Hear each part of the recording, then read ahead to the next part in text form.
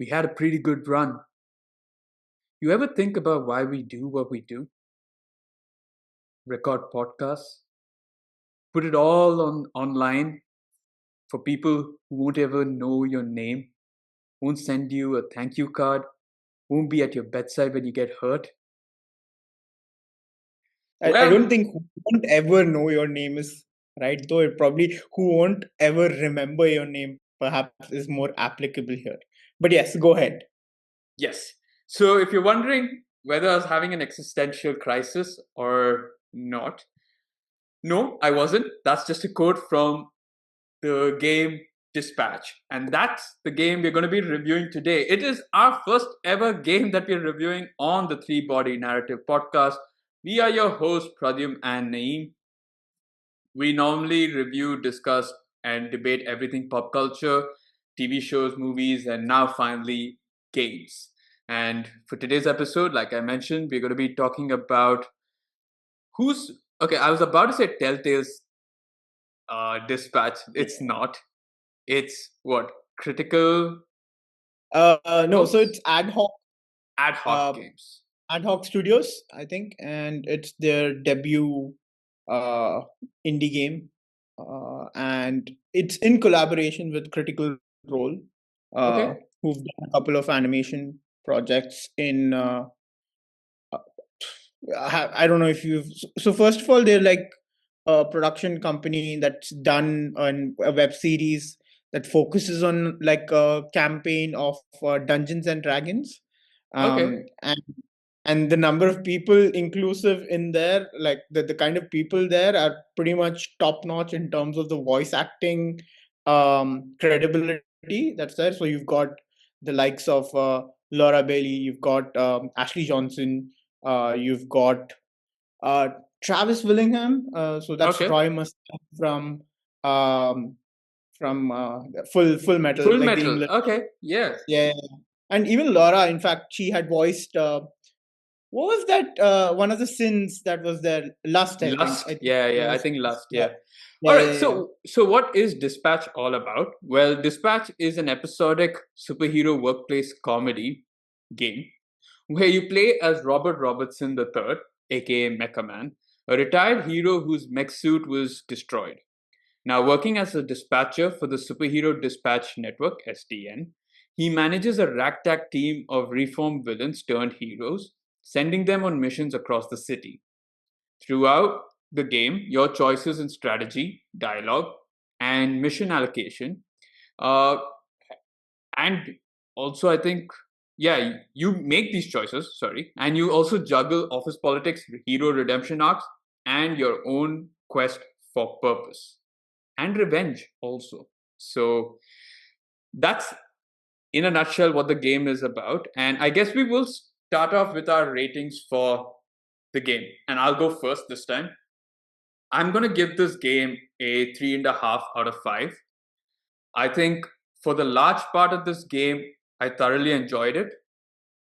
I love the voice acting. I love the choice building. It took me back to my Telltale games where I loved playing, Walking Dead, Batman, Wolf Among Us, all of that. So it was a nice mix of that plus the dispatch thing. This was also a game, by the way, that we reacted to for the teaser trailer early on, and I'm glad that we got to playing it and we're getting to review it. So loved all of it. I think the voice acting was fun. I loved the plot lines. I loved the choices that you had to make. What I didn't really like were probably certain gameplay mechanisms, if I could call it that. And I also think certain choices may not have felt as much, or certain characters didn't have that impact that I was looking for. But overall, I think a lot more good than bad. And also, I feel like the episodes were quite short. So it was great for me to finish it quickly. But I felt like maybe I would have loved a little more time with the characters to shell out a lot more in terms of their personality. So that's my rating for this. Okay, cool. So I'm up next. You said 3.5 out of 5, right? Yeah, this one for me is one of my absolute favorite games in a really, really long time.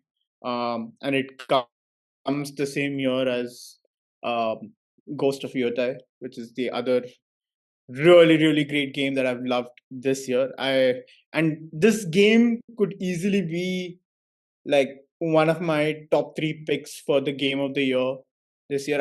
I mean, albeit like disclaimer, I've still not played Expedition 33, Claire Obscure. So, and I know the whole like I've read about or heard about how good the game is and how that's like a clear outstanding winner of the game of the year and stuff. But of the games that I've played, I think two really stand out, and that's like Ghost of Yoda and definitely this one. So this one's a 4.5 out of 5 for me.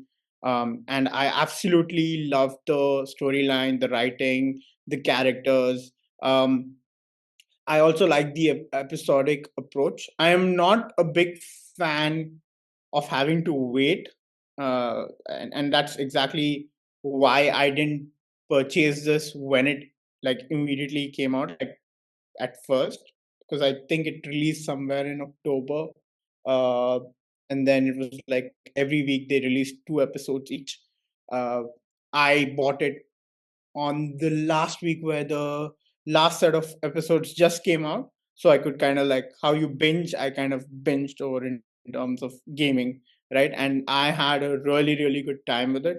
Um, whether that be the whole reminiscent approach of playing a Telltale uh, esque game, right? And that comes from it is of that or kind of a homage to Telltale in a lot of ways because there are like the founders are from of founders of Ad Hoc Studio are former Telltale Yeah, uh, yeah. employees. Yeah. So I think I really loved the the tone of the game.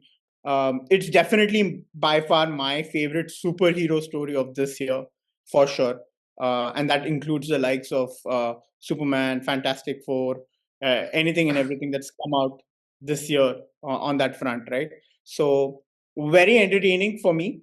Couple of drawbacks in the sense where some of the quick time events and the uh, choices you make, not all of them have like really strong implications. So that balance I'm not entirely sure if it's set right. There are places where it's like really good, and then some places where I thought it could have done a little better. And that's probably why it loses that point 0.5 for me. But yeah, definitely had a really good time with this game, and I absolutely love the soundtrack Hmm. that's there. Like I cannot tell you how many times I've replayed that song Radio from Bershi, and I've actually gone ahead and followed the artist. And I ended up reading her story because she did put a post out on how she almost quit 2 weeks prior to like Dispatch coming out or something like that from like Okay. the music Yeah. career, right? Because like it hadn't received any this thing, and from that to getting her first paycheck, like that was a really nice story to read on and stuff like that. So yeah, I absolutely love this game, and I would recommend it to anyone who loves the narrative style, because there's a clear this thing here, right? Like there is a balance between um the storytelling that's happening where Yeah. you aren't very much involved in. Like it's very it's almost like watching Invincibles from Amazon, like the Amazon Prime Studios or whatever, um to being able to control the hero and some of the choices that are there and stuff like that. So it's a there is a balance, but I don't know if the right balance was struck on that front. But it's still a lot of fun if you like narrative driven stories that does not require too much of uh what do you say, or does not have too much of action in there in terms of actual gameplay. Like I don't know how to. Yeah, yeah, but it is a very narrative built game, Mhm. right? It is Yeah. on choices that you make and how you want to see the story of your hero, the person that you play out. Okay, so we'll start by talking about the homage to uh, Telltale, right? Because I think some of the key Telltale members have founded uh, ad hoc studios. I am an absolute sucker for Telltale games. I played the shit out of it. I remember, I think the Walking Dead Telltale series for me is one of the greatest ever story arcs I've seen in gaming history. To the point where I've played the last one and I've teared up towards the end because of things that happen. And the fact that I think I would have spent what around nearly a decade with those characters, at least with one character in particular. So, um, yeah, that was emotional. I love the Batman ones. The Game of Thrones I've played. Wolf Among Us was awesome fun, and I can't wait to. I hope that the second one comes out. What are the other ones that were there? I haven't played Tales of Borderlands, so I'm not sure on that.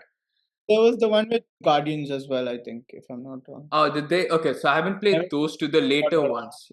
I never got around to play those. So there was, yeah, I've played some of the Walking Dead series, and the first one was an absolute favorite for me. Like that's what you introduced me to first, yeah.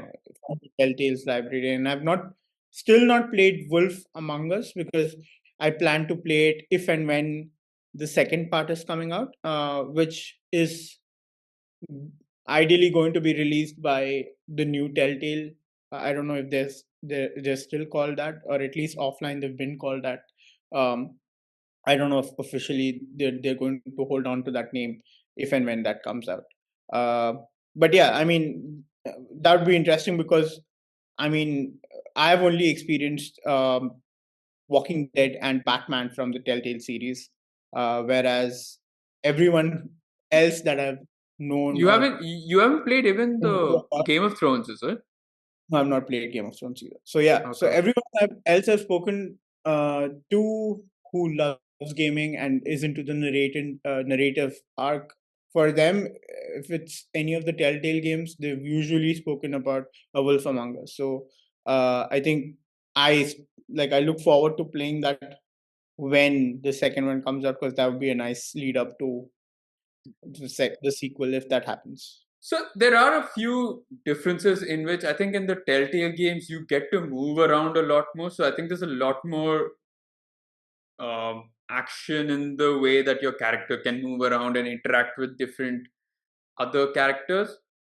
I think here it's essentially more conversation based and it's just from one scene to another to another to another. So there's no control over the character in the normal sense, right? There is in the action sequences, yes, you do have the sort of, if you want to play that way, which is the interactive way and Yeah, quick time events, but in the sense that you can't move around the character, go and explore the office at STN, talk to other people, understand stuff, all of that. So there's none of that, which I felt maybe was missing a trick. Maybe I like the fact that you could explore and there's so many interesting characters in that office. So I mean, the easiest being the, I mean, two of them who I'd really want to have spoken to is Galen, that's one, mm, and the other one being the Hello Kitty cat. I'm guessing. I'm sure that's not the Hello Kitty, but the almost like marshmallow kitty cat. right. Yeah, I mean, very different approach. I also think in comparison to what Telltale had achieved, there is a sheer difference in the animation front here, like leaps and bounds in terms of the quality of animation in itself, right? Like I don't know, but Really, there are later parts of uh, I Walking Dead. I did not I play I them. don't know about. See, the thing is, I can't really. I don't agree with that completely in the sense that I think the animation styles are different because Telltale is very hand drawn, almost like comic Yeah, style, exactly. whereas this is more like your Invincible. It's a different, like, I don't know, Invincible Archer It is kind of. definitely a different animation and tone of the this thing, right? The style that they've chosen, which is they've gone the route of the Invincible, which makes sense considering it is that superhero genre and it fits that setup. Yeah, I mean, it is different, no doubt. But and I think it fits the superhero style. Like it would feel a little off if they used the old Telltale one. And I know it's a different studio, so I'm glad they didn't. Um, I think also has to do with bandwidth, right? Like, I mean, again, like when you're starting off, considering this is their uh, debut project, I'm guessing they have to kind of also um, outline or focus on what they think is important for the kind of approach that they want to take. And probably in this, it's more about storytelling also. But like, I think it's important to kind of point out that from what I know or from what I read, it initially when they kind of branched out of Telltale, right? Like they just left Telltale before the whole drama that ensued. I think they left a year before the whole thing went down, kind of thing. They then moved on to um, Ubisoft, if I'm not wrong, which oh, is okay. the Assassin's Creed franchise, Yeah. and they were there for um, a year or so. They were supposed to have like a studio within, like a separate studio within the Ubisoft franchise or whatever, but that didn't pan out, and that's when they kind of went their own way and started their own studio. They were initially supposed to do this as a live action this thing, from what I've heard, or from what I've read, rather, not heard. Um, it was supposed to be like a office esque kind of a Okay. thing, live action. That's how all of this really started out. But then things didn't work out. So then it was supposed to be like an animation invincible kind of a thing, I think, where it would still be animated. Which is why if you see like the way things flow, it is a certain way. It feels more like watching a lot of times as opposed to Hmm. playing. But I mean, they've kind of modified that to fit a gaming genre, or like to get enough gamers Wait, interested or so when you said interested. it's live action, do you mean like it was a live act, like those POV kind of game? Not POV, but is it like the live action Yeah, games I where think they you're? were very much inspired by Bandersnatch, which was the Netflix Ah, thing that came out.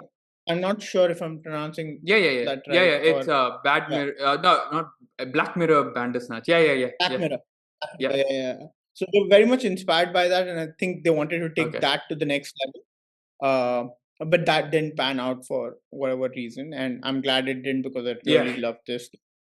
Uh, so yeah, I think from that this is born out of, and I think if you see it from that lens, like having read about that, then you completely kind of understand why certain things are a certain way, because Hmm. it was meant to be a certain thing and then transformed into a whole other project altogether, kind of a thing.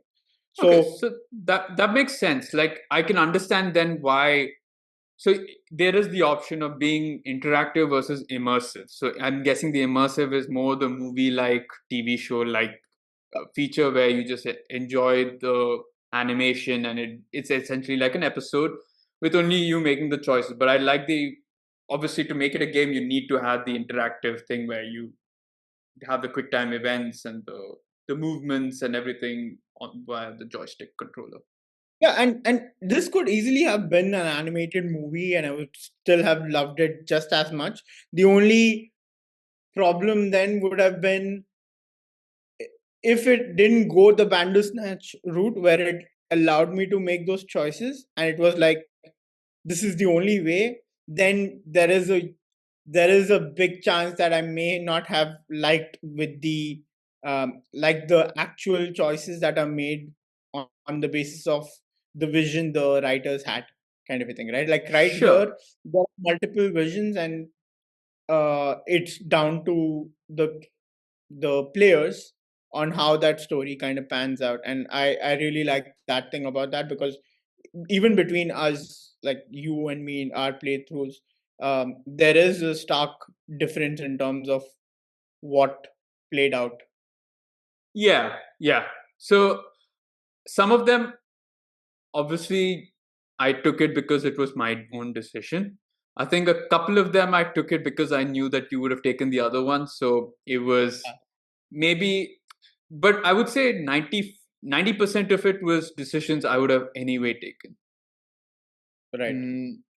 I think just maybe the when I few was small ones that I would have maybe been like, okay, let's try and do something because I know Naeem would have done this. Let me try doing this, and because then it gives us a different perspective that we can talk about, or even yeah. if we weren't reviewing it. Yeah. I think for the most part, when I was playing the game, I was thinking of it from a perspective of where Bruce couldn't be Batman anymore, and this was him there. Except for the point where I the romance is involved. There, I definitely didn't go. I sent you that Instagram post, right, about what happens if you keep thinking you're Batman. Oh, is it? I don't know. I didn't see. I No, don't it think I was. might. Yeah, I Is it? think you reacted to it. Yeah, it's about the wife who should. Oh, yeah.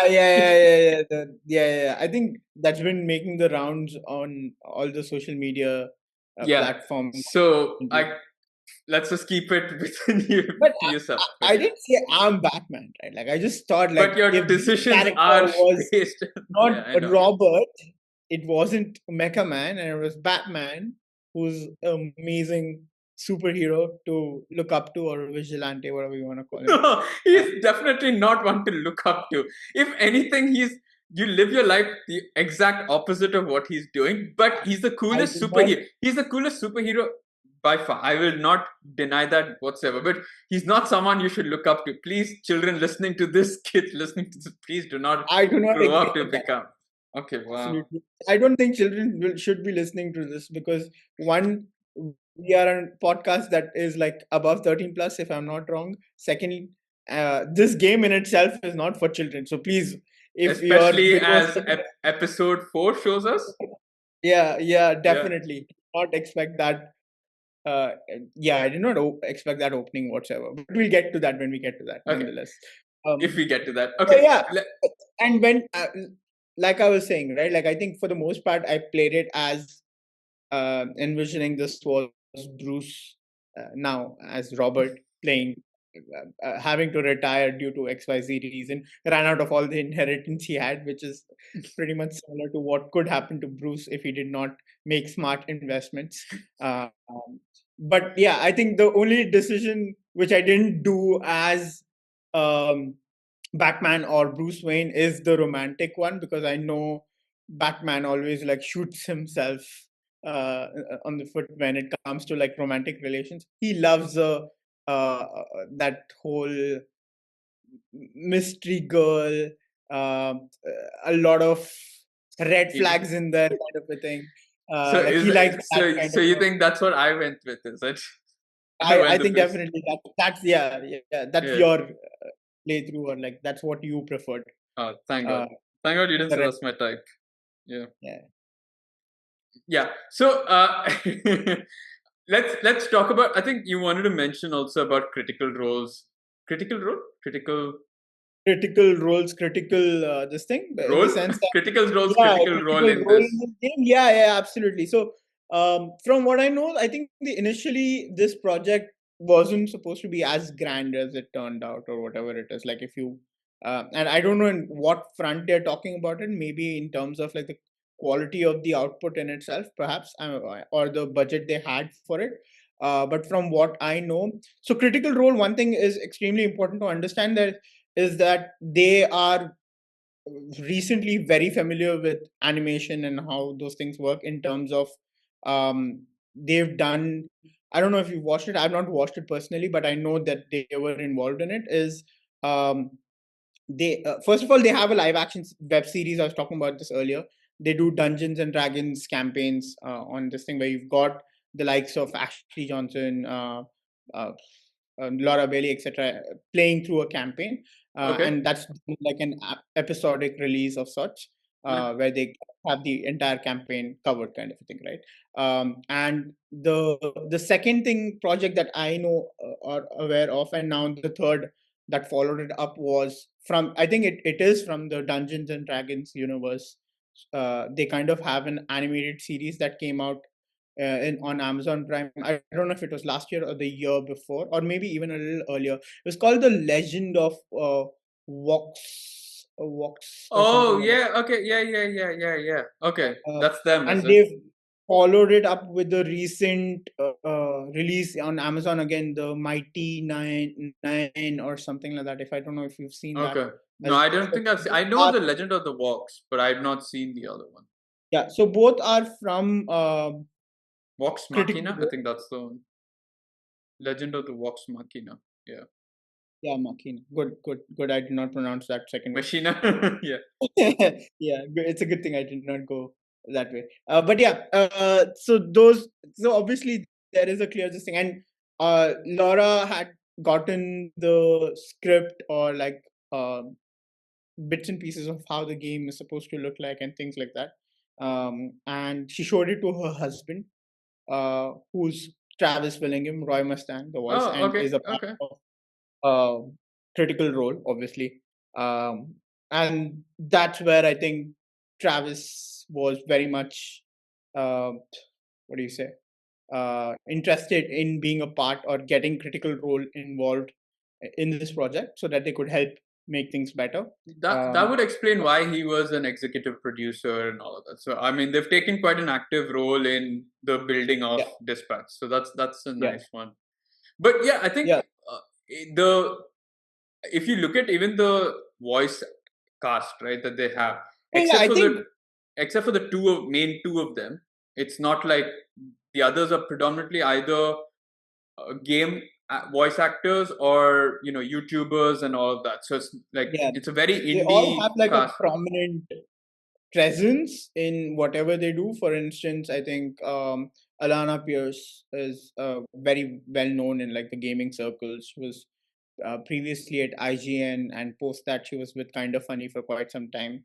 And then she moved on to be with Santa Monica Studios. She was part of God of War Ragnarok Okay. game as well, and I think she directly played a part in um, one of the awards they won, kind of thing. Like she was part of the core team or something like that. So yeah, I mean, definite credibility on that front. I think she's also done a couple of other projects uh, from a voice acting front, but not as prominent, perhaps. I could be wrong on that front too. But obviously, you've got the likes of Laura Bailey, who've been like very much are prominent in the gaming industry. Like if you think about, I think the prominent voice actors that I kind of know about, they like obviously Troy Baker is like at the top, along with Ashley Johnson. Ashley Johnson again, because the whole Last of Us mania that was there from the early or the late 2010s or whatever that was, early I think 2010s. Yeah, 2010 is and something then like that. yeah, I But think and Laura, like I mean, yeah, I think Laura initially, I think if I'm not wrong, it was from the Uncharted series that I knew of her. If I'm not yeah. wrong. Was she Uh, was she Elena? No, Elena, I right? think she plays Elena's role, Yeah, if I I'm think not so. wrong. Huh. Okay. Yeah. So yeah, so I mean, definitely prominent. I think, and with Critical Role coming on board, I think it was easier to kind of convince a lot of people to play some of the prominent part. But yeah, I mean, some really famous YouTubers in there as well. Like I personally didn't, I wasn't following these guys, but I think Moist Critical is one of them, who plays Sonar, Oh the right. bad. Yeah. And then you've got the Irish fellow, if I'm Yeah, not. Jacksepticeye or something. That's his YouTube Guy, name, I'm guessing. But yeah, yeah, Jacksepticeye, so I think and Laura wasn't it's Elena. Uncharted. Laura was Nadine Ross in the Uncharted. So Okay, Uncharted okay. series. Okay, but yeah, Oh yeah, just had Nadine, to correct it. Yeah. the army, this one, right? That lady, yeah. Okay, so let's let's now get to Yeah, but talking about again, like I mean, to have what. that and then to add more with, I think, I don't know if you're covering this later, but like the two main voice actors that they were managed to kind of Yeah, pull so in. we'll do that little while later. But let's just Cool. first maybe get to talking about the gameplay as a whole. And the first thing I know we've kind of hinted upon what it is and how the game flows, but the main thing I want to kind of focus on is this game had to have a balance between the choices, the narrative style, gameplay, as well as the actual dispatch, which is the mission style gameplay, right, where you're dispatching superheroes to accomplish missions.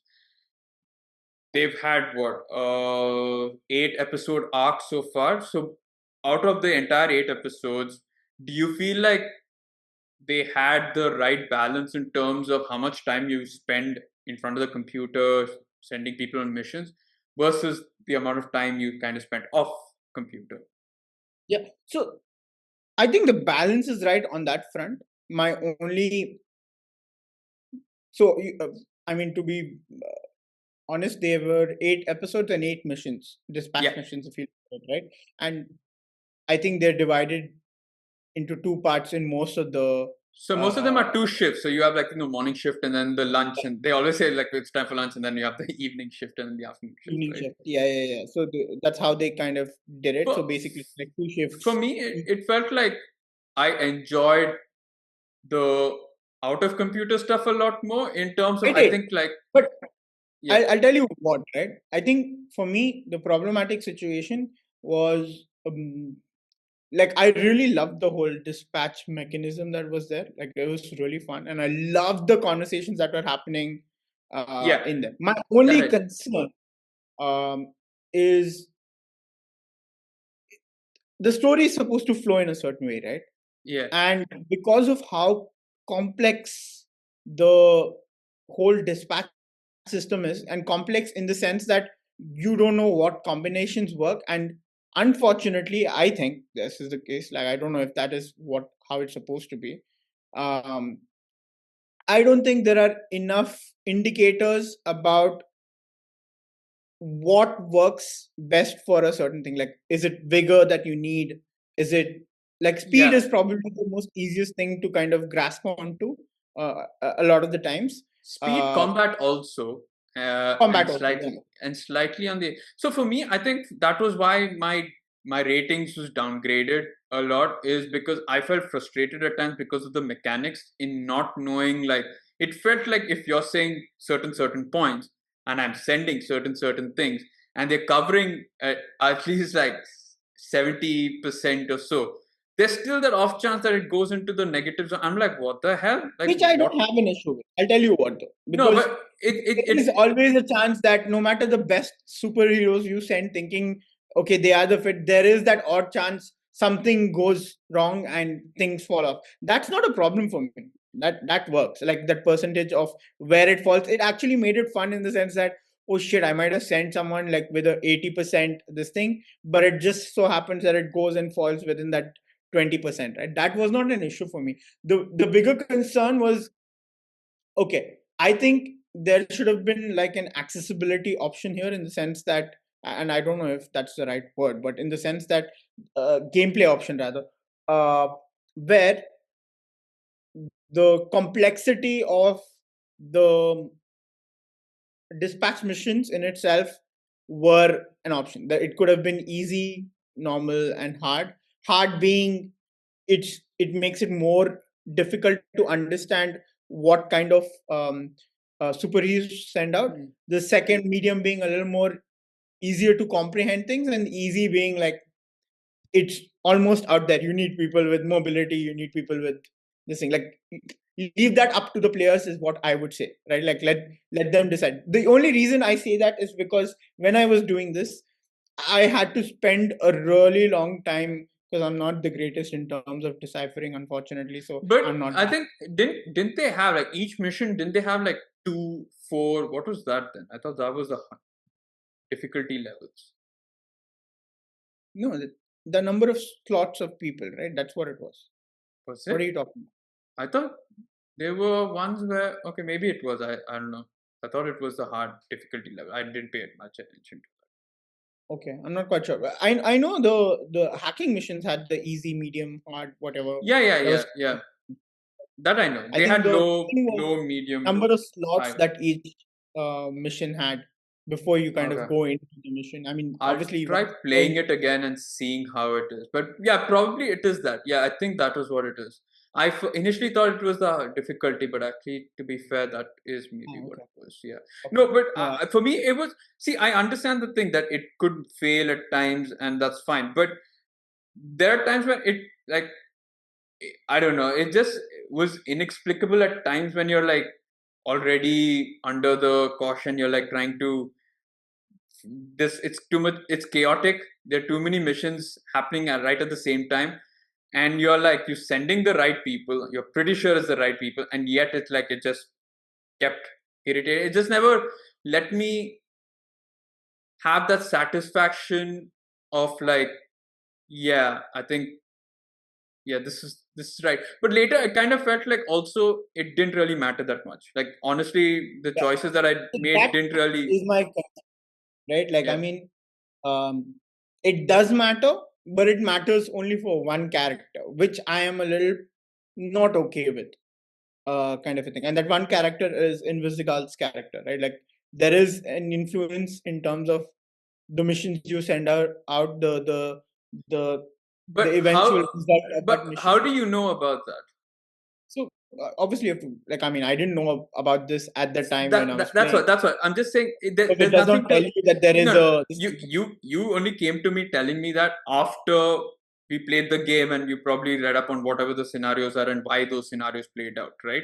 Yeah, yeah. But honestly, while playing the game, I had, after a while, I'm like, screw it, man. I just might as well send this person here, send this person here. Even if I fail, what does it really matter? It's like I will continue doing whatever it is. I didn't know about. Nobody knows that it is really going to affect. See, the thing is, okay, I'll tell you this, right? I don't know if you were pushed to this or not. Right at the start, Yeah, um, once you know that the whole firing sequence or someone has to be let go sequence is gonna happen, kind of a thing, and you know, at least I had paid attention in the sense that she was at the bottom of the rankings, or they make it very obvious, yeah. right? They That make it very obvious. Yeah, yeah, yeah.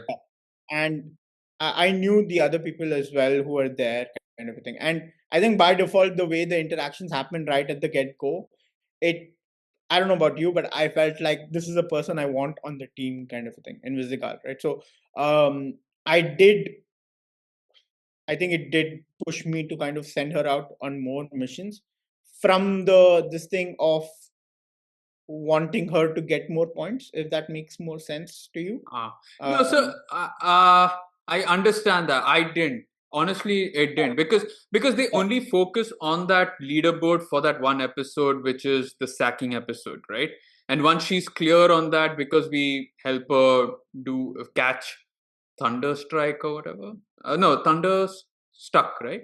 Because he says she then says, oh no, lightning stuck or something. no, What is lightning, something, and then lightning struck. I think it was. lightning struck, thunder cuck, right? That's what it Yeah, is. yeah, Thundercat, Yeah. that's what she said. Okay, so no, but it's only in that episode where where you're kind of looking at the leaderboard. Yes, you're aware of it, but there never is a point where at the end of each episode they kind of show how the leaderboard stat changes or something like That would that. be So cool. That would be that's cool, what. and probably something that they might explore. That they can explore if there is a Uh, season two. I was like, Uh, who's told you stuff about it?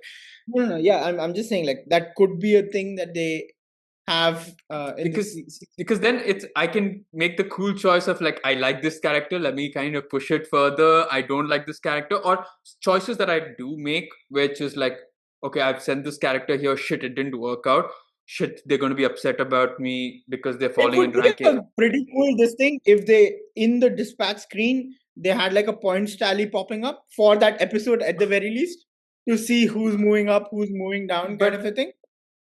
but I don't think so. I don't know how that works, because I know Blonde Blazer gets the actual rankings because the leaderboard only refreshes every hour or something, she says, Yeah, right? yeah, yeah. But I'm yeah, saying I'm saying like that could have been a thing, right? Like where Robert is able to see it on his end, and that could have also played at this thing in terms of the storyline where the others find out that Robert kind of played bias towards a yeah, certain this thing. Like you do tend to go that route, right? That would be a certain, fun yeah. take as well. Like imagine you But like again, like to that Flambe. point, Like you could I easily screw up Flambe, and he anyway hates your guts, right? Imagine that happens, and then yeah, yeah. I mean, yeah, again, like I think they have to be also mindful of the fact that they can't have too many variations popping up, yeah, yeah, yeah, because it's not about this game. It's okay for this. It could have 200 variations in this game. What happens from that 200 variations is, if there is a second game to come, they need to kind of take into account like those endless variations that have come up, and then build a game out of it. I mean, that's the yeah. best way of I doing it, right? yeah, I think like a Detroit did okay with having so many options because it was just a standalone game. Standalone game, Yeah, yeah. I But if agree you because like Walking Dead 2, 3, 4 had a lot of reliance on what you did in the first game, second game, third game, right? exactly Like so, right, I completely agree with you. I'm not saying I'm just saying that it is a. there is a I'm not better saying way. yeah, and I like the way that you're saying. I understand that the leaderboard, and I wish they could have done a lot more because that would have influenced the mission side of it. Because initially, I was really excited to do missions. I love the fact of sending villains. I mean, the villains, actually no villains, to different missions and seeing what the outcomes were and playing around. And I think that Yes. has a lot of replayability. Like Yeah.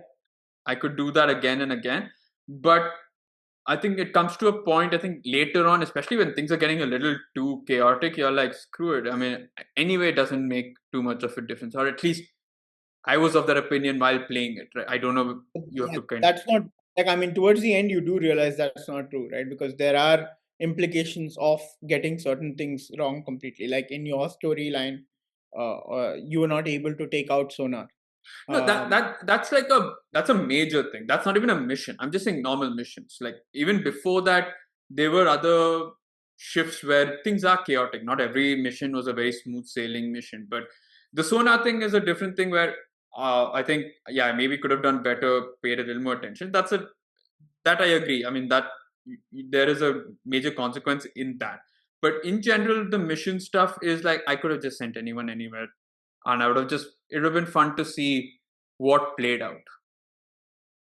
but again, like I mean, yeah, I get it. Like, see, the thing is, we're talking about it once the game has ended, right? But when we are doing it, we don't know the how the results of these missions are gonna shape up a lot of the story. And No, but I'm again, like, saying while playing it, I didn't feel like at maybe the fourth episode onwards, maybe the first couple of episodes, I was like, okay, let me take this serious. But from the next fourth episode onwards, I was like, it didn't seem to have any impact on what else I was doing. I was having normal conversations, I was having normal for discussions. me, It didn't. it wasn't that way at all. I was one I was think of the opinion that it may impact one his job as a dispatcher in itself. Secondly, I was also like confused in terms of whether that would have external uh, complications created from certain storylines happening. Like it didn't happen, but Yeah, that was my thought process. Like I was so into the story kind of a thing that I I thought that certain things that I do within the dispatch sequence may, and that's what it is, right? Like I love the fact that there were two main things on two not main characters. Okay, they are kind of, because one does go back like from good to bad or whatever you want to call it. But there were two main characters in one, whether that's Invisible, in terms of how things shape up for her on the dispatching front, and the second one is either Coop or Sonar, depending on who you chose to hmm. let go of, and that whole mission that's there to kind of take them down. Whether you're able to take them down or whether you're not able to take them down, then subsequently leading to an option right at the end where the choice to either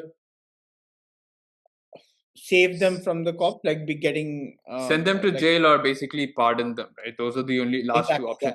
But but it I think like the coup and sonar would have happened regardless. It's not like even if, I think even if I hadn't maybe I think everything plays. I think that's an absolute point where it's just between those yeah, two yeah, yeah, and yeah. that So is like has no, to happen kind of a it's not like I didn't try. I still tried because I want to play the game fairly and properly. So I still put whoever I thought were the right villains to go and get those missions or those heroes to to Okay. accomplish those missions.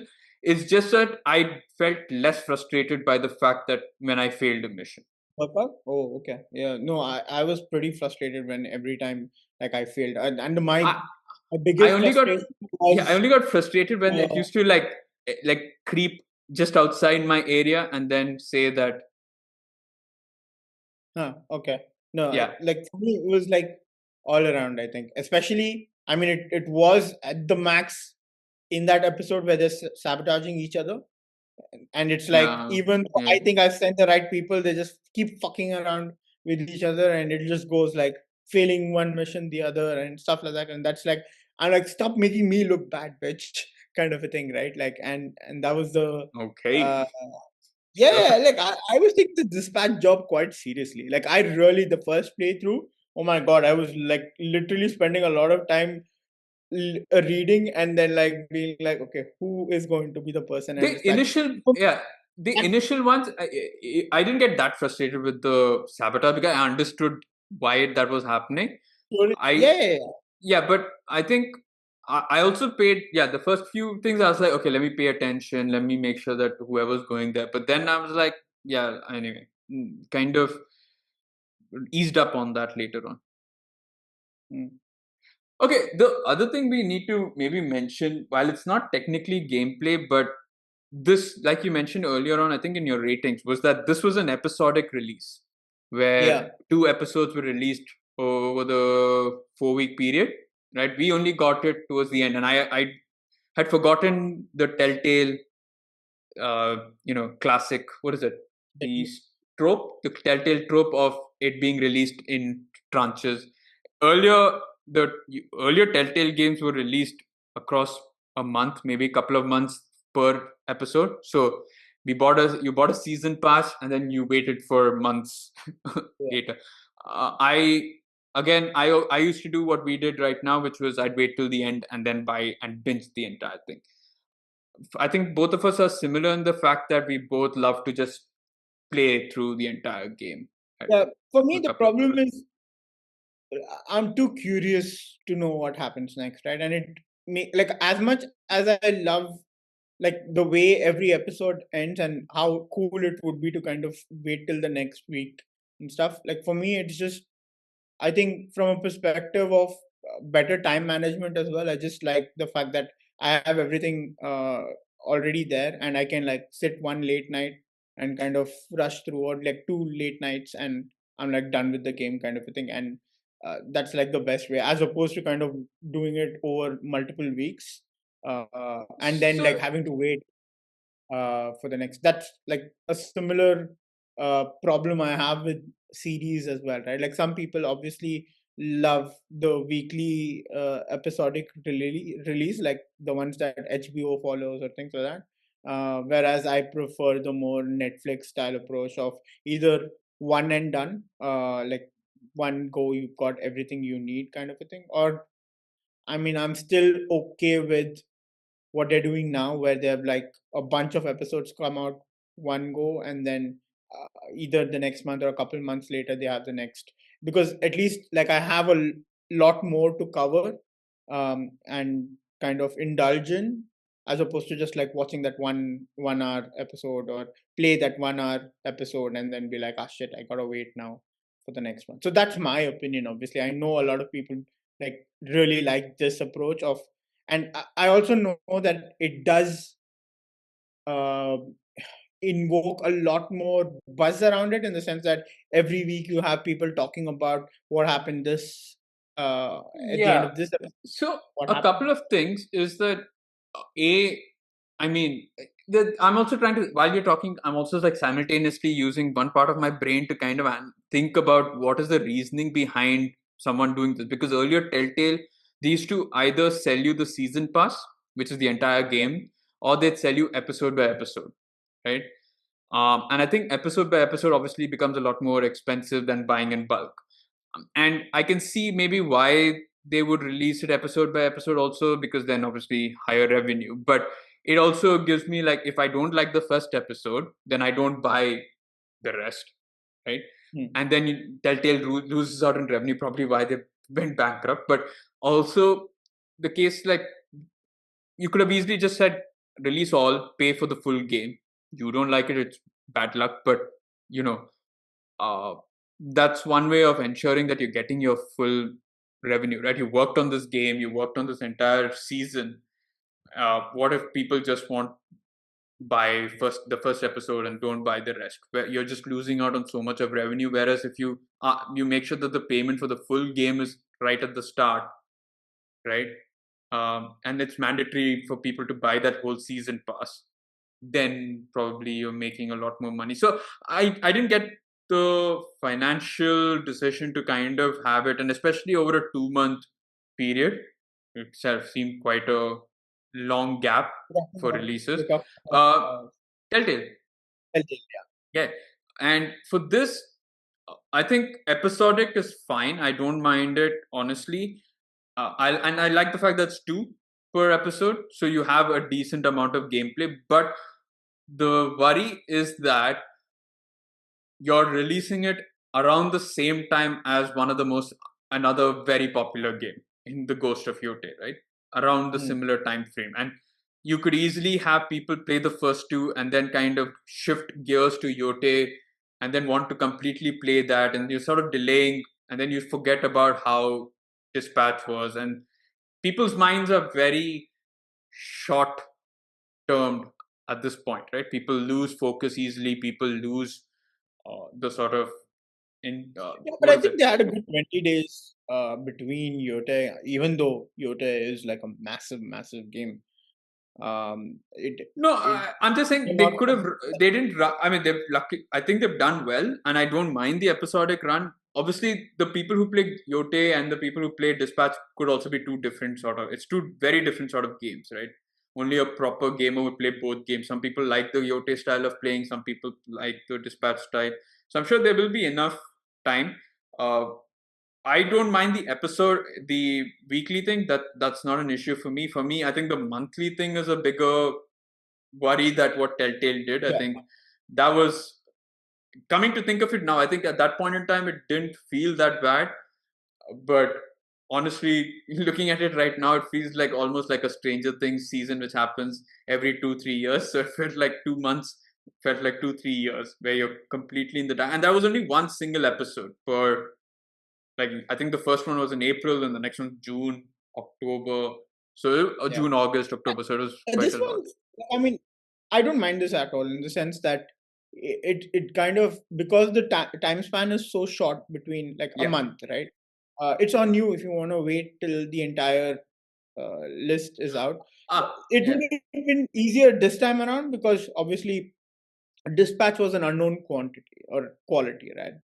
In the sense quality, in the sense that uh, first game for the studio, people don't know what to expect. Not too much buzz around it, to be honest, other than the trailer that we'd seen. I hadn't personally seen too much of marketing. In fact, I didn't even know that Laura Bailey and all were in this until we saw Mm. the trailer come Yeah. out, right?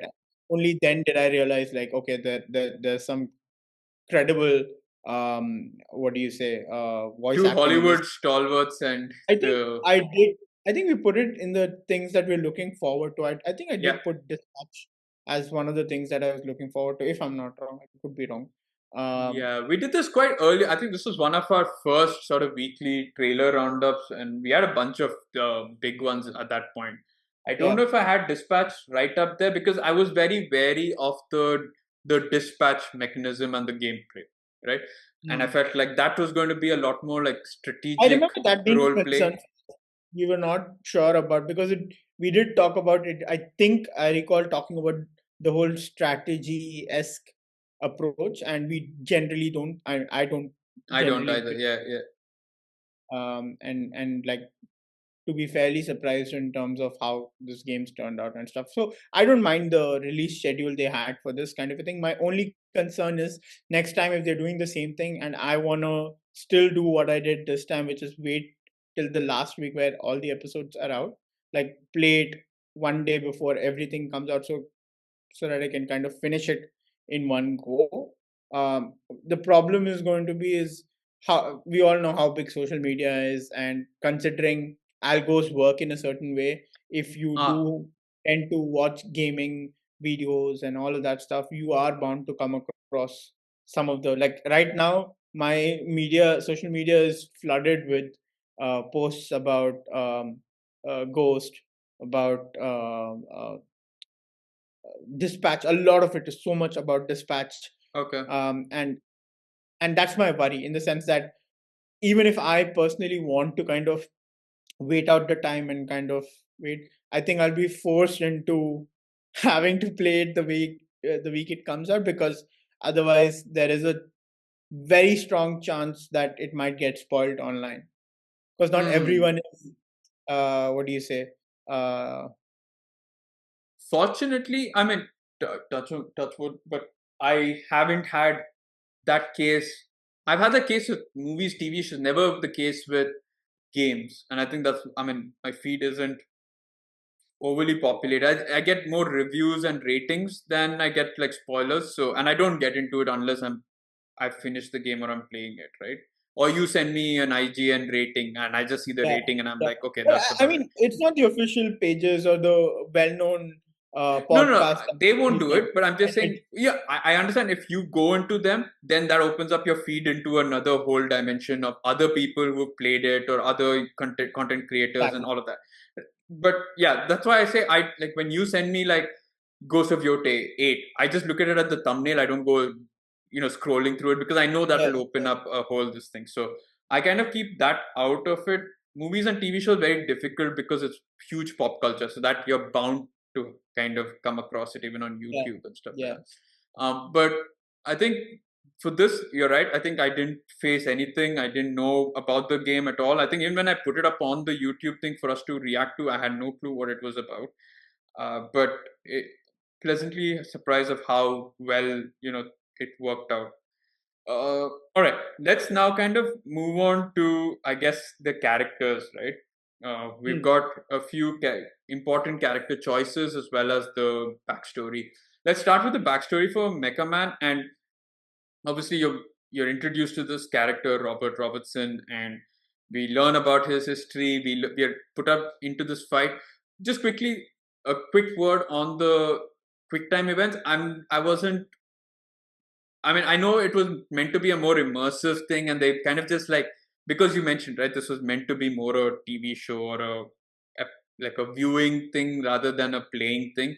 So I think the interactiveness of the quick time events and the fighting sequences felt like you just kind of made it seem like let's put some gaming elements in there to kind of just have people play it out. But honestly, it didn't have. I mean, the previous Telltale games had quick time events which were very, very fun, very, very nerve wracking, very, very crucial. Here, it just felt like let's make it immersive or interactive in that you can actually do the motions, you can shoot Yeah. all of that. But if you didn't want to do that, you could just watch it happen. So it just felt It's like fine. that. I mean, I didn't have that issue at all whatsoever. But I think I think what is It's it's not an different, issue. a It's not an stark issue difference from yeah, but for me from the Telltale games was that I think the quick time events had more implication, or what do you so say? yeah, Like if you press X the wrong button in Telltale, it could really lead to something bad happening. bad Whereas happening. Yeah, here, it felt like you could spam X number of times before it actually meant to yeah, happen, and you could, and it didn't really make. But that's what yeah. I'm saying. It felt very because of the background, and you brought that up, and I feel that's why it is. I don't have anything wrong with it. It was fun playing it and fun, doing stuff like especially the first fight. I like the moving of the analog sticks to get things done. All of that was fun. Was it the best thing about the game? Hell, definitely not. I think something that they can improve if they were thinking of making it a game. But overall, it was fine. I mean, but just Yeah, one I thing think to kind of bring to notice. I know people yeah, we mentioned I, about the I game. completely agree with that front, right? Like I think also important to understand what kind of your game you're going into, and like for them to kind of own it completely, kind of a thing, right? Like Hmm. this is for everyone. Like we need to be very clear on that front. This game is not for like your hardcore gamers who like combat and all of that stuff, like in terms of Yeah, I mean that's not hardcore games. Just no, gamers who I'm like saying that genre. Yeah, gamers who like that kind of yeah. this thing, like Like a all COD, of that. COD or a Battlefield guy will not come to this and ex- should not Yeah, come or and expect anyone to. who likes a Souls like game of sorts, and like those kind of, like, whether that's Elden Ring or all those. I'm not sure if you would enjoy this specifically, right? Because there's not too much on that front. This is more of an immersive experience as opposed to it being a very, Yeah, how do you say it, I mean challenge. it's They didn't try and make it too challenging, to be honest, except for the part where you have to think about who you want to dispatch and things like that. Like the quick time events were fairly easy comparatively, and yeah, yeah, especially yeah. it gives you enough time to kind of respond to those events, because it's supposed to. I think also, again, like, it's important to realize that because of the bandwidth they have and because of the potential nature of what is to follow, they can not have certain things happen in a certain way, like outside of what they've already designed or Mhm. scripted, because then it becomes an endless black hole for them to kind of go into Yeah. and start Yeah, so planning all so the potential. there are definite absolute points that will happen no matter what, but there are a few choices which were quite nice and quite fun to kind of make, right? And let's get to the character standpoint, and we talk about the backstory of Mecha Man, right? Apart from the dispatch mission thing, seems to be a very revenge story driven arc, right? Where the character Robert Robertson is after this villain called the Shroud because he killed his father, and obviously since his suit is destroyed, he has to make do with working as a dispatcher. But the end goal is to seek revenge on him in whichever way possible. So yeah, Yeah, so to okay, so uh, in question to you, when the whole gameplay sequence is happening and you've got the dispatch happening and you've got certain missions that are based around red ring, which is the group, did you have like special attention about, okay, I really want to like succeed in this mission, or like I need to get, no, right? Like, okay, so probably not. I don't know if it's meant to be that way, or like they would want you to focus on that kind of a thing, because Chase does bring it up, like a lot. Like the group has been meddling with Red Ring a lot, in the sense that it makes it seems like um, Robert is getting the team to do it, in the sense that they want to pick rile a up. fight with Yeah, Shroud right. or whatever, Yeah, yeah, right? Yeah, rile up and stuff like that. Whereas, like, me personally, when I was doing the missions, I wasn't of that thought process at all. Like, I was just thinking about the team and wanting to succeed my this thing. I wanted to get that to the max level of whatever that dispatch thing was possible and stuff like that. So that was my goal. So when that conversation came up, I was like, oh, wait, I actually never thought about that kind of a thing. So I yeah. wanted to, Actually, I because you didn't did go either. the other route, route. I just wanted to know, like, if you No, uh, no, honestly, not. But until this point, I hadn't really thought about it. But actually, a good thing to maybe keep in mind if I am doing a playthrough again, hmm. maybe see if what happens. But I don't know if it does much. But that's a nice way of thinking about. I didn't honestly it didn't. It felt like what I'm doing in the dispatch was one thing, and what I'm doing outside was a separate thing. So I my decisions outside were based on what has happened in the past, and my dispatch missions was simply to just get their team to act fucking Yeah, right. for me, the dispatch missions, it was fun to see the conversations happening and Oh the yeah, smart I and loved stuff it. I like that. loved the I really loved conversations. that bit. I was not too big a fan of, like I said, how complex I thought personally. Like, maybe others who watch this video will think, "What is he talking about?" Like, it was so easy, kind of a thing. Probably, maybe you're smarter than I definitely am. So, like, for me, that was, which is why I think I looked forward more to the start of the shift and the end of the shift, as opposed to the middle of the shift.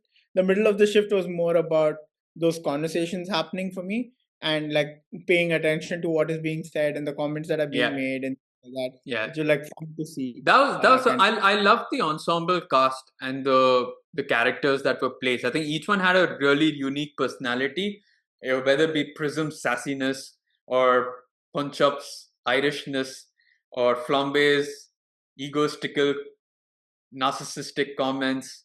Um, or Malovla's devilish. Uh, yeah, Malovla's, yeah, that Sonar was fun initially because I kicked him out later, but I missed the character. I think, yeah, maybe I missed that personality later on. I love Waterboy, right? Waterboy I like later on, Waterboy. So yeah, yeah, I was really happy that I chose Waterboy as opposed to Phenomena Phenomen, Man. Man. Phenomenon, yeah, I yeah, finally know how to pronounce that name. I was like, what the hell is that name? Like, why can't I get it right? yeah. Phenomena. I was like Waterboy. Like Phenomena Man. And then I was like really struggling with it. And it's like, oh wait, it is Phenomena Man. Okay, cool. Phenomenon, yeah. So I'm glad Phenomena. as well because I think, especially when he does join later on and he becomes depressed, I just got Oh irritated. my god, yeah, that was irritating. He went off like for 45 seconds or shit. And I was like, my god, like why? I don't need him, just put him out, like screw him, kind of a thing. So yeah. Yeah. I I mean, you started had using a you had him a as a bigger support reason as to why. character. I just started using him as like once he's there, I used him as a support character or those missions where I knew it was like only one person and probably combat is like the most important thing. So I'm like, you go, or it's like vigor because I think Vigor. those are the I think two he had things the that higher vigor one. Yeah, vigor I'm mobility, like, and he was more on go the for right that. hand side than yeah. Otherwise, he Uh, wasn't like yeah, so. For it me, makes sense. Waterboy was like such a good addition. I don't quite recall who played Waterboy, but Ah, I know he's also a YouTuber. okay, yeah. Was picked up for that very reason, kind of a thing. But damn, man, it was really nice. Like I personally thought it was really nice written character, and I specifically enjoyed the the one-on-one conversations you have with him, where you're genuinely like almost like an elder brother of sorts in a certain way and Yeah. you're like guiding him through this thing and then talking about him about his stutter and things like that confidence and shit like I that love the but part also where I think first Beef finds him and then you're in that closet and then you're talking to him. I think I yes love that yes entire one on one. that's That's so yeah. damn good Except yeah the only thing I didn't like is that there's a lot of projecting out of oral projections. Let's call it that, right? oh yeah From yeah from him as oh well as other characters towards the end, you, which I'm you not think a huge fan.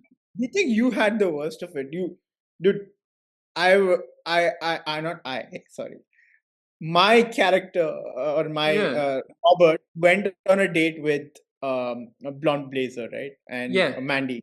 yeah. And during that date, there is a sequence where he kind of interrupts without interrupting, but he's there.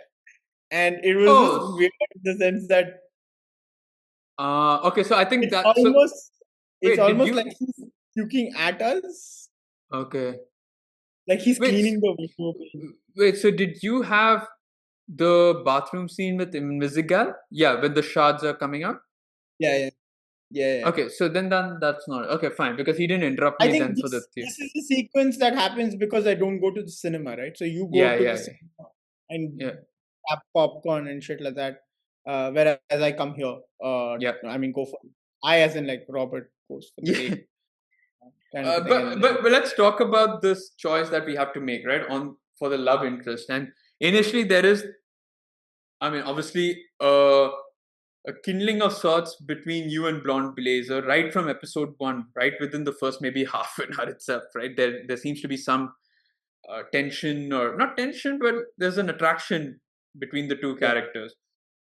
And of course, there's it's a not potential HR violation. HR violation, yeah, especially in the first two episodes. But it's not until episode four where there is another love interest that comes, maybe last 15 minutes of episode three, uh, and right up till episode four, where there is a potential love interest that comes into play. Yeah, I mean, potential from, I would say potential from the last 15 minutes of episode three, and and it's a proper interest in episode four onwards. yeah. Um, I don't know. I think from the first episode onwards, I thought there was something there in the way she was interacting with you. And we're talking about Invisible. I don't know if you mentioned that, but yeah. That's So from the she second episode, no? that was the second. Oh yeah, yeah. Yeah. Is that Yeah. Second is yeah? the Yeah. one where The you first first one is go. the end. Yeah, the first one is the end. Him watching the TV, and then Yeah. yeah. That's the end, right? Like we found someone. Like she's gonna help us and stuff like that. Yeah, the first one is the one where she leaves you on the billboard and Blazer leaves you on Yeah, the at billboard the end and of the TV, yeah, end of the you're on episode, the you're TV. Yeah, watching. yeah. Yeah, and the second one. So yes, from the second one onwards, it just felt like you had this weird thing going on with her in the sense that, or I mean, more from her rather than you. You don't like. I think with it was more complicated with Blonde Blazer at that point than it Yeah. was with. Um, but a couple of comments she passes and things like that, like it made me feel like okay, maybe she's interested, or I don't know if she's just like busting balls or whatever you want to call it. Yeah, And I thought that. It was just a tease. Maybe I didn't see the episode 4 thing coming. Maybe I did little bit. I didn't I don't expect think it to anyone. be I don't nobody. think anyone saw the episode 4 thing coming. I think people were very much surprised Yeah, with how, graphic. uh, how graphic the opening of episode 4 was, and I think a lot of people actually really liked it in the sense that, um, Whoa, so freaks. so the writer, I don't know if it was the writer or one of the main people behind, I mean, X Telltale, but I think it is the writer Pierre Charette or someone. I think I could be wrong, but it is definitely someone from the ad hoc team who said like they wished they had done a lot more of those X scenes, but apparently they Okay. cut it out before the game came out. Wow. Um, Okay. and then after the whole options and how things were like how people reacted to a lot of those things, they were like, oh, maybe we should have wished, maybe we should have actually put a lot more of those scenes in there, kind of a thing. And to which there were like comments in there like, what are you waiting for? Here's my money for the DLC and things like that. I was having a laugh, and then they were like, yes, Wow. it's okay, it's the first season, you can make sure all of that gets in the season 2 as a flashback or some shit like that. It was fun to read those comments, but yeah, I mean, I think that was quite graphic, and that's where you kind of know, okay, she's like really into him. um Yeah. uh, that entire episode is basically her Yeah, kind it of, is. It's just her being very horny throughout. yeah, yeah. But yeah, it just I don't know. Again, it comes out of what? It comes out of the fact that he's someone that has understands her plight, understands her pain, understands who she is, and doesn't judge her on that, and helps her, wants to help her, I wants to think kind of that is obviously her biggest turn on. one driver of it, but also I think there is like, even though she knows who Robert is, Yeah, there is still this air of mystery around him that she kind of likes or digs. yeah.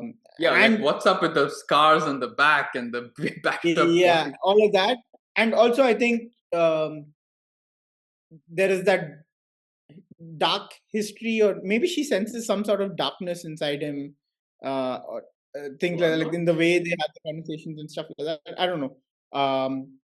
But there's definitely like two things that I thought really are what's attracting her. Is one, obviously, the way the story goes, it's like you're kind of mentoring her, or you're expecting her to be a better version of herself. You're not giving up on her.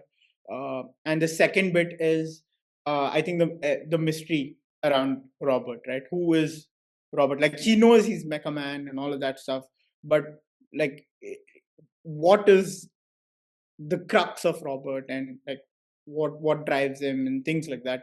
I think she just wants to know more. And initially, I think that's what the attraction is from, right? Like, I don't think it's any deeper than that. And that was There is like, also a possibility that it is also one of the reasons is because he has the astral pulse. right? Which is a Oh yeah, requirement. we have to talk about that, right? Yeah, sure. Yeah, So so can you like no, do so the ultimate story? in the game, Yeah, I chose to follow, or I fell in love, or my character fell in love with Invisigal, right? I yeah, played out that entire arc, which started in episode 4, and I thought, let's go see how that is. Obviously, Invisigal was for me a lot more of a nuanced character. I could have gone the safer route with Blonde Blazer. I think all the signs were in place, and sure, I think you knew it was all going well. She's probably the safest choice. She was probably the easier choice. She's probably the better choice. And but I knew that Naeem was going to go that way. So I thought, no, I wanted to see how that was. I was more intrigued by Invisigal. I like the fact that she was a villain and she had a backstory. I like the fact that even when it was known that she was working with Shroud, that she was in fact the reason that the mecha suit was destroyed because she placed the bomb there, that she was planted by Shroud in the SDN. I still kind of knew that there was something beyond that. I know that there was a genuine change. There was the light within the dark in there. So hmm. it was a more Darth Vader sort esque sort where it's not all dark. Like there is some good in her, and there were genuine moments throughout where you felt like this is the kind of person who would backstab and play both sides. But I think we had convinced her enough that you know that she The was good with the side right is there. side, right? As opposed to maybe where Sonar ended up for me, which was, I think there was a slight glimpse of maybe of what could have been towards the end, but then he eventually did not turn because I wasn't able to Yeah, stop so this. I think You went Blonde what Blazer route. is the easier choice? I'm not quite sure. It depends on what line of thinking you have. And for me, it was complicated from the perspective. Okay, so one thing is clear, like, right, she's the first one you meet, and you've immediately got that scene with her where you can choose to kiss her or Yeah, like avoid. And I don't know. I think probably most people would have chosen to kiss her because I did I think because it I was saw I did because I saw what the other choice was on the initial gameplay because I wanted to see whether I should buy the game or not. So I knew hmm, what was the other choices. So I was like, okay, let me see what happens here. right. Yeah. So That's the only I choice. chose I to wouldn't have otherwise, but yeah. not I like my character chose to kiss her, and then it kind of just has uh it shapes up the way it does. We I mean the characters then decide to kind of put a pin on it and see how things like if it is worth exploring, not exploring. My worry, so the reason why I wanted to choose Blazer for this one is because she seemed definitely seemed the more stable option, and I felt like there was enough chaos in Robert's life to kind of need someone to bring that stability in there of sorts. It just felt right, and it felt to me very natural in the Hmm. it, conversations. It was more comforting. It is natural with Invisigal as well, right? And in all honesty, like I flirted with both options till Yeah. a certain point, I right? think But I was trying to I figure out yeah. which one fits better, and I kind of knew, like, I think I personally think the game pushes you Invisigal's way. Yeah. It wants you to go that route of like making her redemption not only from a professional perspective or a mentor perspective, but also a romantic. I, Um, uh, you said right, like this was meant to be. If they had made this into a TV show which didn't give you like the Bandersnatch choices, yeah, I feel like the genuine choice would have been him with Invisigal. That would have Invisigal been the for sure, choice absolutely. that's the way it went with, and I decided to go along with it. I like the fact you didn't and maybe went the Brown Blazer route. Obviously, one Yeah, would be like but she's I'll tell you got this, the right? When I was choosing Blonde Blazer, like when I yeah. decided, okay, this is the girl I want Robert to be with, my only concern was she seems a little too good. Could Hmm. that fucking backfire at some point? Because you know how most of the games go, right? You Yeah. sometimes think of a character a certain way, The villain and becomes then the they kind of hero becomes the villain, fuck right? you up, right? Like Yeah. royally. And I was worried. I'm like, okay, I'm going for her because she seems a little more stable and she'll bring this comfort and stuff like that. What if later on it's like, fuck you? I'm the Which one who's in fucking you that up. one bar scene towards the end in Almost episode did, 6 right? or It 7, did yeah. seem, yeah, it almost did seem like it's going to happen, kind of a thing. In which case, like in Musical's case, it looked opposite, where yeah, she had this villainous role and stuff like that, and even the conditions under which she joins the team is very like people don't know why, what, and stuff like that. It was like out of nowhere, she just decided to jump in and be like, I want to join the team and stuff like that. So it made it seem very this thing like, okay, she starts off as bad and probably turns good. Whereas, is there that chance that Blazer turns starts out good but actually is bad? And I'm glad they didn't go that route, because I really hated Blazer suddenly turning like a negative character, because everything that happens, like even the conversations that are happening outside of work or things like that, it did not feel there is another personality other than the already two personalities you see. One Yeah, is I don't Blazer think any of her decisions per se uh, changed any, like hinted at any sort of underlying ulterior. villainous, Yeah, right? So yeah. I yeah, I was glad that, especially when she went to the bar and she was like, for a second I was like, oh shit, is this going to be some ultimate reveal? But and I was like, for a second I was like, yes, I made the right choice with Invisigal. But no, I'm glad that they didn't go that way. But for me, obviously, with Invisigal, there are a lot more choices, I feel like. So, depending on how, because my relationship with her was very, very good, she, I mean, she took the bullet for me, sure. That was in my second, my proper, let's call that the proper playthrough, because the first time I was like not even paying half. Proper timeline. Yeah, proper timeline. He erased the first It timeline, is the the original. first one, right? Because I don't know what I was doing with half, and I was busy with some work. So the second proper one was, yeah, she took the bullet and then she let me make the choice. I mean, I got the decision whether to do whatever it is. I don't want to bring it right now, but so, and then of course at the end we my character and Invisigal kiss, and it's a lot more romantic that way, and I like that. Whereas for you, I think you're friends with Invisigal, I think, and but Yeah. romantic. So my relationship with Invisigal was, like I said, flirty, right? For the most part, but in the sense that it never went over. It Yeah. felt like those. I think for the most part, it was like friendly flirting with her, and it did not boil over to anything. Definitely not HR violations on Robert's part, probably multiple on her part. Yeah. Uh, but I think uh, there were there are key moments where it could have turned, and I mean, I say that having watched multiple YouTube videos post that, because I'm such a curious person, and on top of the two two different playthroughs that I've already had, to see what would happen if I. Hmm. So my original uh, route was, obviously I went with Blonde Blazer, and we'll talk on that front first, where I managed to um, keep her as a good friend, or like a good mentee, where she was happy. Invisigal. She Yeah, she Yeah. Invisible stuck to the good side, and she took the bullet for me as well.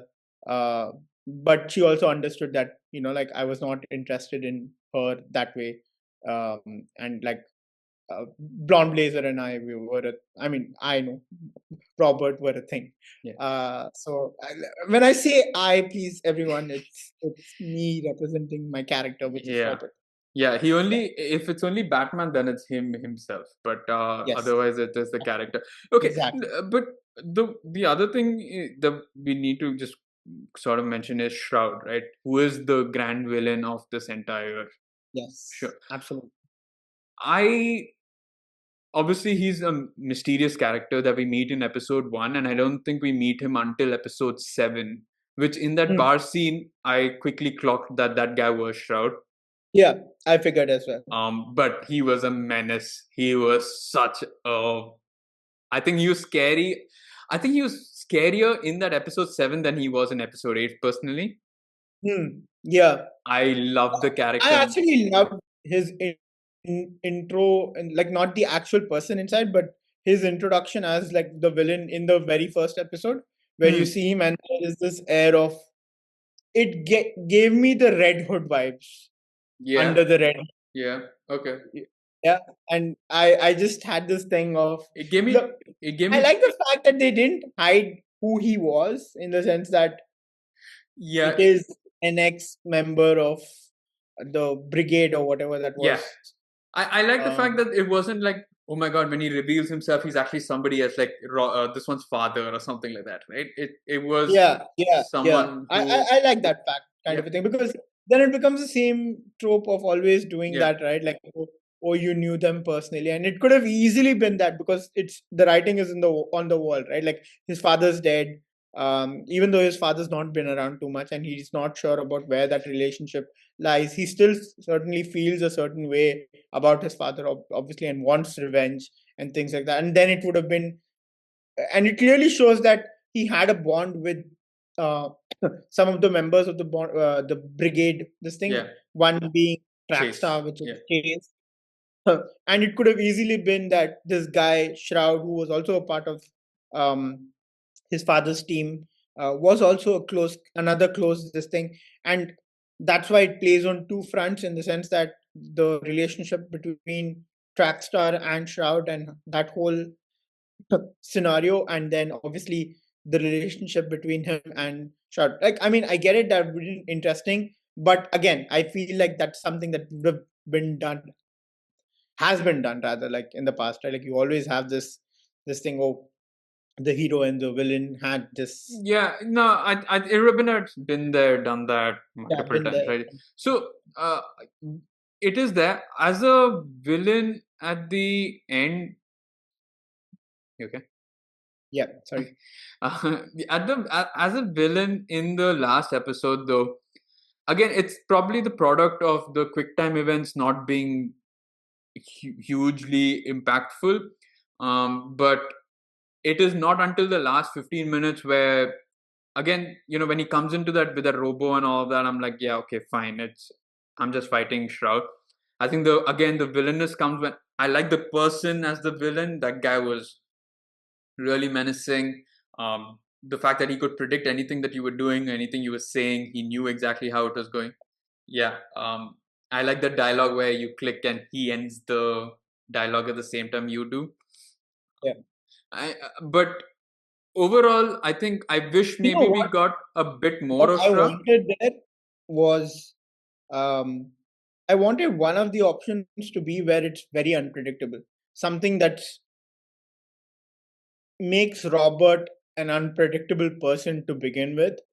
And like if you choose to answer with that, that's the only thing which throws off Robert But I on think, not Robert. that would be too early because the whole point is you have to get beaten up so badly, and I think the unpredictableness comes when you give him both vials No, no, of the. of course, right? Like, I mean, yeah, yeah, that also is true. Like, if he does If he consider already is a able certain to, probability, if he's able to assess that this guy is unpredictable, then there is a probability of how unpredictable he's going to be and stuff like that. Yeah, it yeah. makes sense. So I like the fact that you are thrown back. You are scared that this is a big guy who knows everything, knows exactly how you are, knows exactly what you're going to do, and has predicted everything. But yeah, it was. I think I wish I had a little more time with him. I wish there was a lot more that we could have seen in between the dispatch missions about what he was not maybe doing, but the air, the shroud, the mystery of the shroud, what he's kind of up to. Understand? I think we do get that with Invisigal when she goes to retrieve the astral Pulse. pulse, and he kicks her inhaler, and that's a very crucial scene, right? Not only Yeah. for him but for Chase as well. I love the scene as well in the house where the party is there because that's a fun scene when you get to see the entire cast That do. whole this thing, and even the fallout that follows that whole this thing. Also, it's quite different in terms of how it shapes up for you and for me. in a Mm. certain sense, because uh, Blonde Because Blazer, I think, kisses Robert on the way out in mine, and everyone finds out that there's something going on there, kind of a thing. Also, prior to that, I had one major decision that I had taken that you didn't take was to reveal myself as my command to the team, which then had repercussions in terms of Flambe not being available for an entire work day. yeah, And God, that was a very difficult day at work. so And that's shit, one of when I said that there were a couple of decisions which I took, which I knew you would have taken the opposite one. I think that is the major one that I took, knowing that I know you said that I knew that you would have told them or revealed the truth, so I took the other decision.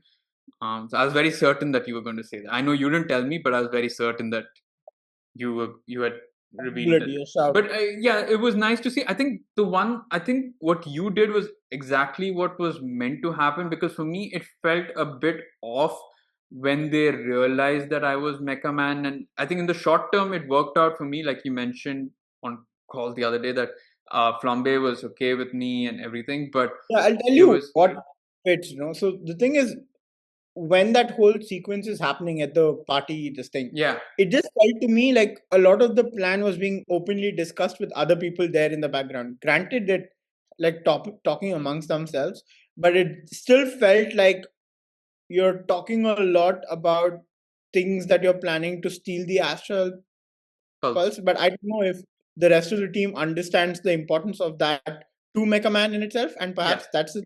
But in mine, it felt more natural that okay, these people already know who I am. It is also one of the reasons why they come into my house and they're able to kind of. I'm still okay with the board being up there and stuff like that because I'm yeah. not trying to do anything. It just felt very natural to Yeah, me. But whereas, for me, it was like, why are you discussing about Mecha Man stuff and you got all this stuff? Like clearly yeah, they're gonna yeah, know exactly. about it. Like it just seems Yeah. so weird. And so that was the one of my favorite characters, and I think probably we should wrap up with this also soon, which is my favorite character is Chase, voiced by the famous Jeffrey Wright. Loved it. I'm pretty sure when he got the script for his role, he would have been laughing his ass off because every line was a cuss word. Every second line was a cuss word again. And I loved how jovial he was, how funny he was, how sassy he was to the villains. I like the air of mystery as to understand why he was so upset with Invisigal, trying to understand whether there was something that was deeper in there, a backstory that we hadn't known about. And but overall, yeah, I loved what he did at the end, or I suppose in episode 7, no 6 or something. I think episode 6 end, was that the one where he 6, yeah, yeah, 6 end, yeah, and then subsequently what happens to him in the last episode. So for me, one of my favorite characters. Loved the relationship where we had. Who's I did. yours? Like, huh, I think, yeah, I mean, I really like Chase. Robert, obviously voiced by Aaron Aaron Paul. Paul, is like Yeah. damn good. Like, I really love the whole aura he's holding in that as a character and the whole mix of issues. But I think my favorite character, um, and I'm not basing this on visual looks or whatever. Like, no, I love the reveal of who Blonde Blazer really is, Okay. uh, and like that dual character that she plays, and the confident person you see in Blonde Blazer, but also the insecure version you see as Mandy, and like that whole calm and comfort and everything that she kind of brought into Robert's life. And I also like that even though you think you know her, you kind of didn't really know her to the point where the reveal eventually happens on who she is and stuff like that. And I love that badass nature of her where she just that one scene where she comes in, Robert's tied up, Oh bruised yeah, yeah. badly. She's surrounded by villains and she's got this thing where I know I'll not make it out of here alive. or like we're not gonna get I'll take. out of She this. said I'll take out half, and then I love how Shroud's like you take only 32%, right? I think 32%. yeah. Yeah, but So half sounds better, he says. yeah, Then yeah. But yeah, I think definitely. But in terms of villain, my God, like I said, that it had very under the Red Hood vibes for me, and mm, I love how shrouded in mystery the character was. yeah, It was just pure, like the way he's introduced, to the way the actual person inside Shroud is introduced, to the scene where he infuses or attaches the yeah. astral. That's yeah, Oh my God! Like the sequence of power that you see that follows it, um, it is scary to what it could have been that if yeah. he got the right one. Um, and obviously, like in one of your playthroughs, you see what happens, right? Like in the sense that you, one of the options was to give the right one, and he plugs it in, and then he's I like, didn't do that. What do you mean? okay, sorry, I watched one of this, Yeah, right? Sorry, yeah. yeah, it's one of the options where he plugs in the right one, you give him the right one, he plugs it in, Okay. and he's gone crazy. And the moment he's done plugged in and he's all this thing, he picks up the gun and he's like, I can't risk, like the probability of my surviving beyond a certain this thing is much higher if you're not around, right? And Oh, he's about to shoot you, where suddenly there's a gunshot from his left hand side, or yeah. no, sorry, he comes, like she suddenly comes visible, and then before he can shoot, he tells her to shoot or kill me, which is Robert's character, but she instead shoots him, Oh, okay. or stabs him, one of them, I don't know what it is, but one Okay. of the two, and he dies. And I think she shoots him because he says, Yeah, I think it's shooting, and then yeah, I think she then takes the mantle up of the yeah. red ring So later. that was an alternate possibility Yeah, that happened, kind of a thing. And I like that whole shroud thing. I like the spider thing as well, but I was a little confused about the whole this thing where, so initially, um, he's the one who makes the pulse, uh-huh. right? And the father, Robert's father, is he the prime or is he, what is he? Mega Man Prime? Mega Man Prime, I think. Mega Yeah, no, that's Man the first one. Yeah, Astral. I'm confused. One of yeah, them. or maybe Astral. Yeah, maybe Astral, and then he's the third one. Okay. Okay, so I thought that that guy was the one who made the pulse, right? So he makes, uh, Shroud is the one who comes up with the pulse, and Yeah, he needs Robert's dad to give him the mecha suit, yeah, right? yep, yeah. I think that's what it is. Um, I'm pretty sure and that's what it is. Okay, yeah. yeah. And I think what I did not understand is he goes to the jail. He goes to jail and all of that stuff, right? Who? But if he's the guy who made Shroud, he gets captured, right? So Ah, okay, he's in right. for 15 years or whatever. Yeah. You mean before, huh? Yeah. Yeah, Hmm. yeah. So my only question I or was like, plot now hole he's is definitely not in wondering jail. on is, if he could do it the one time, create the astral pulse, Yeah. why? Because he already had the suit, right? Like you see the suit come at the end. Why did he then choose to?